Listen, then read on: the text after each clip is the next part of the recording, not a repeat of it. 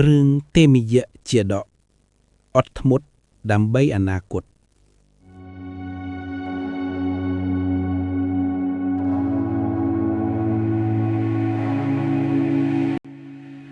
រឿងទេមិយៈជាដកគឺជារឿងមួយក្នុងចំណោមរឿងជាដកដ៏ល្បីល្បាញដែលបង្ហាញអំពីការអត់ធ្មត់ការលះបង់និងប្រាជ្ញាខ្ពស់របស់ព្រះពុទ្ធក្នុងជាតិជាព្រះរាជកុមារទេមិយៈរឿងនេះបង្រៀនមនុស្សឲ្យយល់ថាអំណាចមិនមែនជាសេចក្តីសុខការលះបង់អាចនាំទៅរកសេចក្តីរួចផុតប្រាជ្ញាសំខាន់ជាងទ្រព្យនិងកិត្តិយសអត់ធ្មត់ដើម្បីរួចផុតពីអំណាចនិងទុក្ខ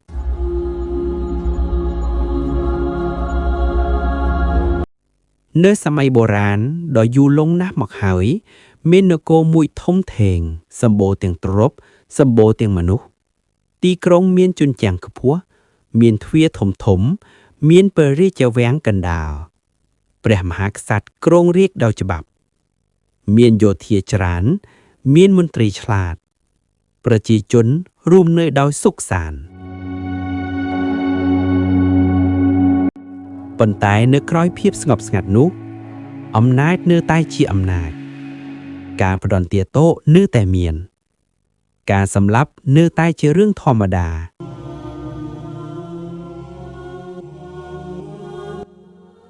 កំណត់តិមិយកុមារ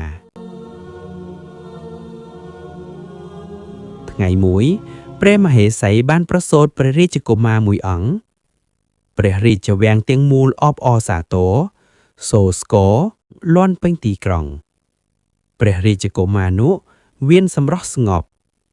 មុខមាត់ស្អាតមិនយំច្រើនភ្នែកមើលពិភពលោកដូចអ្នកធ្លាប់ឃើញវាមុនហើយព្រះអង្គត្រូវបានដាក់ព្រះនាមថាតិមិយៈ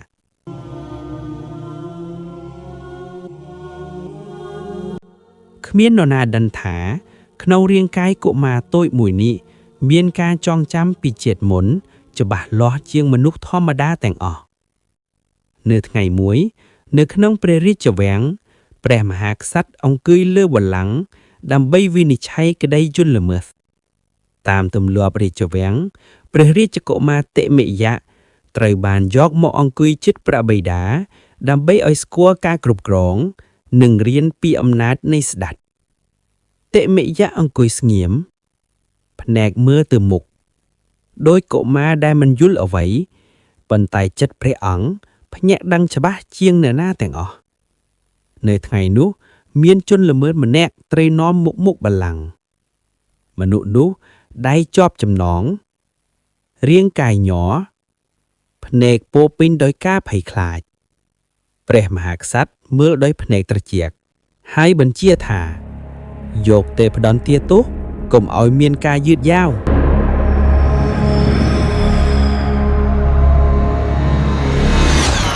សំឡេងនោះធ្វើឲ្យព្រះរាជវាំងស្ងប់ស្ងាត់ដោយពេលគ្មានខ្យល់ទេមិយៈមើលឃើញជនល្មើសត្រូវទាងចិនស្រែកអង្វរទឹកភ្នែកហូរទេមិយៈមើលឃើញមន្ត្រីយកឈើយកដែកយកឧបករណ៍ផ្ដន់ទាទោសមនុស្សម្នាក់ត្រូវវាយត្រូវធ្វើទុកបុក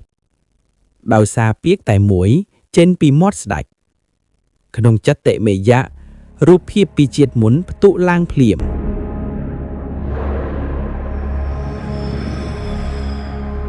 ភ្លើងនរកសំឡេងស្រែកទុក្ខវេទនាដែលមិនអាចរត់គេចបានការចងចាំពីអវ័យចិនរកនៅខណៈនោះតិមិយៈចងចាំបានថាខ្ញុំធ្លាប់អង្គុយទីនេះខ្ញុំធ្លាប់និយាយពាក្យបែបនេះខ្ញុំធ្លាប់បញ្ជាឲ្យគេសម្លាប់ហើយខ្ញុំធ្លាប់ទទួលផលក្នុងនរកដ៏ខូក្រៃចិត្តតិមិយៈញ័រយ៉ាងខ្លាំងមិនមែនដោយការភ័យខ្លាច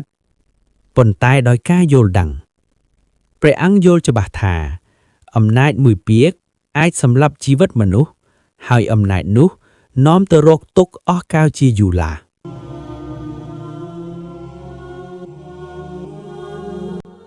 តិមិយៈអង្គុយស្ងៀមមិនមានអ្នកណាសង្កេតឃើញប៉ុន្តែចិត្តព្រះអង្គធ្វើសេចក្តីសន្យាដ៏ធំថាបើថ្ងៃណាខ្ញុំត្រូវគ្រងរាជ្យ ខ្ញុំត្រូវបញ្ជាឲ្យគេសម្លាប់ខ្ញុំត្រូវធ្វើអំពើដែលនាំទៅរកនរកដូច្នេះខ្ញុំសុខចិត្តមិននិយាយមិនដើរមិនបង្ហាញប្រាជ្ញាដើម្បីគេចផុតពីអំណាចនេះ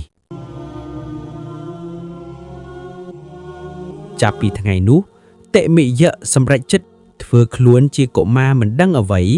ដើម្បីរក្សាជីវិតនិងរក្សាផ្លូវធម៌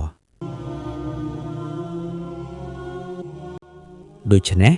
ព្រះអង្គជ្រើសរើសស្ងប់ស្ងៀមជាអាវុធអត់ធ្មត់ជាឈាន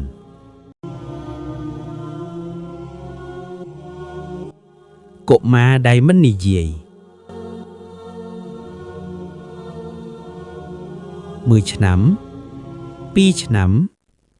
3 ឆ្នាំកុមារផ្សេងចាប់ផ្ដើមដើរចាប់ផ្ដើមនិយាយ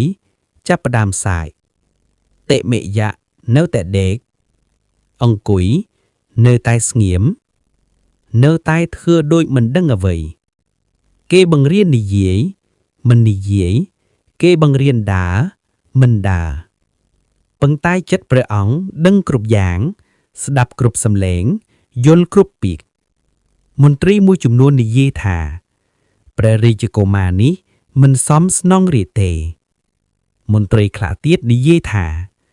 បើគ្មានអ្នកស្នងរាជនគរនឹងចលាចលព្រះបិតាស្ដាប់ដោយចិត្តឈឺចាប់ប៉ុន្តែសង្ឃឹមថាថ្ងៃណាកូននឹងផ្លាស់ប្ដូរ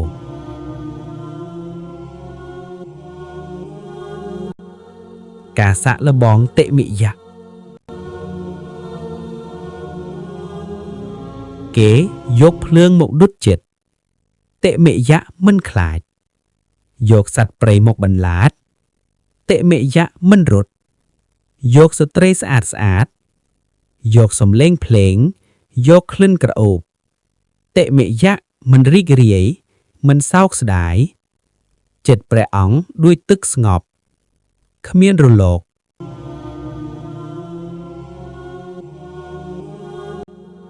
នៅថ្ងៃមួយព្រះបិតាអង្គុយលើបល្ល័ង្កមើលបុត្រាហើយទឹកភ្នែកហូរកូនអើយបើកូនរស់នគរអាចវិនាសបើកូនស្លាប់ឪពុកឈឺចិត្តប៉ុន្តែឪពុកគ្មានជម្រើសព្រះរាជបញ្ជាឲ្យយកតិមិយៈទៅសម្លាប់ក្នុងព្រៃស្មសានរទេះសេះលើផ្លូវស្ងាត់ខ្យល់បក់ស្លឹកឈើសំឡេងសត្វព្រៃអ្នកបរទេះមានចិត្តសង្ស័យមើលកុមារនោះហើយគិតក្នុងចិត្តកុមារនេះមិនដូចកុមារទេ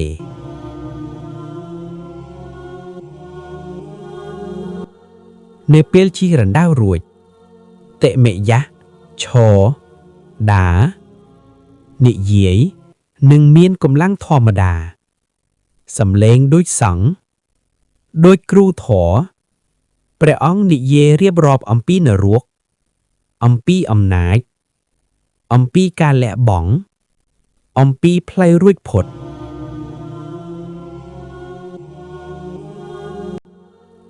អ្នកបរទេះសេះលុតជង្គង់ដៃញ័រភ័យគោរពអ្នកបរទេះសេះត្រឡប់ទៅរាជវាំងដើម្បីទូលព្រះរាជព្រះបិតាភ្ញាក់ផ្អើលប្រជាជនភ្ញាក់ផ្អើលតិមិយៈនិយាយធម៌ជាសាធារណៈមនុស្សជាច្រើនអ្នកស្រក់ទឹកភ្នែកតិមិយៈដោះគ្រឿងអលង្ការចុះដាក់ចុះអំណាចនេះមិនមែនផ្លូវខ្ញុំទេសូមឲ្យអ្នកផ្សេងគ្រប់គ្រងដោយធម៌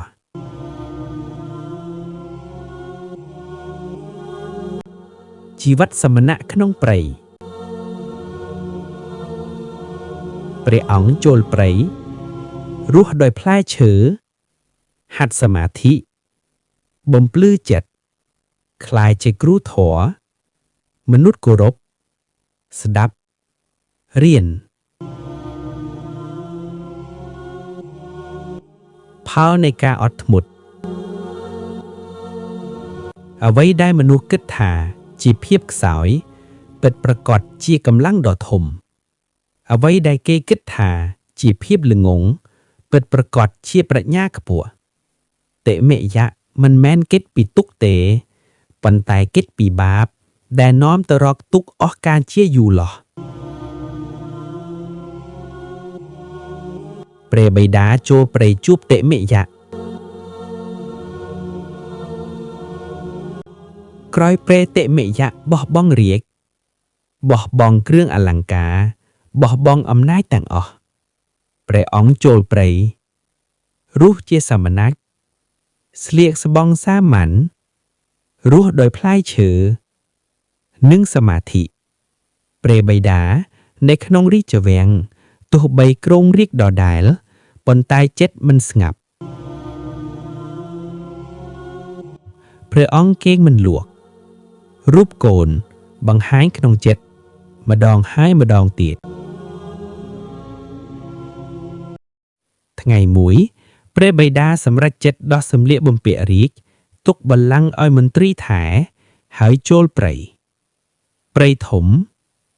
ស្ងប់ស្ងាត់មានតែសំឡេងខ្យល់សំឡេងសត្វសំឡេងស្លឹកឈើ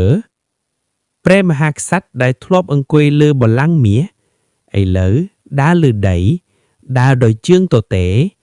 ចិត្តពោពេញដោយការពិចារណាកូនខ្ញុំបានលះបង់អ្វីដែលមនុស្សទាំងលោកចង់បានតើធម៌មានតម្លៃធំដល់កម្រិតណា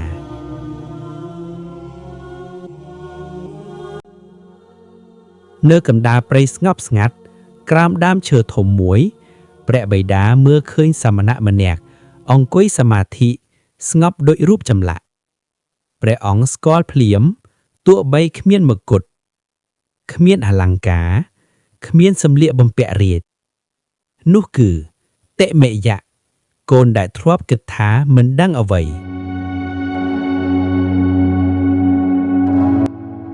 ព្រះបិតាឈរនឹងទឹកភ្នែកហូរដោយមិនដឹងខ្លួនព្រះបិតានិយាយដោយសំឡេងទន់ភ្លន់កូនអើយមុននេះព្រះបិតាមិនយន់កូនព្រះបិតាគិតថាកូនមិនមានប្រាជ្ញាថ្ងៃនេះព្រះបិតាឃើញហើយប្រាជ្ញារបស់កូនធំជាងបល្ល័ង្កទាំងមូលនោះតិមេយៈបាកភ្នែកយឺតលុតជង្គង់គោរពព្រះបិតាខ្ញុំមិនរត់ចេញពីកាតព្វកិច្ចទេខ្ញុំរត់ចេញពីបាបដែលនាំទៅរកទុក្ខអស់កលជាយូរឡោះព្រះបិតាអង្គុយលើដីមិនមែនលើបល្ល័ង្កព្រះអង្គនិយាយថាឪពុកបានបញ្ជាឲ្យគេសម្លាប់ដោយគិតថាវាជាយុត្តិធម៌តែថ្ងៃនេះឪពុកឃើញថាអំណាចធ្វើឲ្យចិត្តមនុស្សរឹង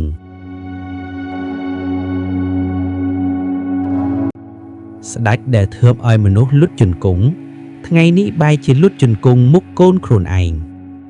តិមេយៈនិយាយដោយសំឡេងស្ងប់អ្នកគ្រប់គ្រងបើគ្មានធម៌អំណាចនឹងក្លាយជាភ្លើងអ្នកមានអំណាចបើគ្មានមេត្តានឹងដុតខ្លួនឯងជាមុនសិនព្រះអង្គបង្រៀនអំពីកម្មនិងផលអំណាចនិងទុក្ខមេត្តានិងការលះបង់ផ្លូវរួចផុត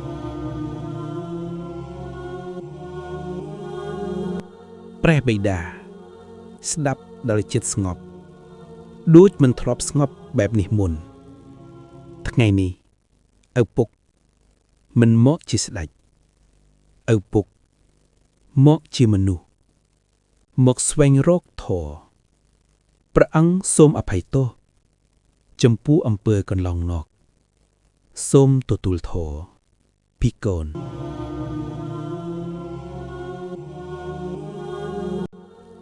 ពេលថ្ងៃលិចពន្លឺមាសប៉ះស្លឹកឈើស្ដេចនិងសាមណៈអង្គុយជិតគ្នាមិនមែនឪពុកកូនមិនមែនស្ដេចសាមណៈប៉ុន្តែជាមនុស្សដែលកំពុងស្វែងរកផ្លូវរួចផុតអំណាចនៅក្រៅព្រៃធម៌នៅក្នុងចិត្ត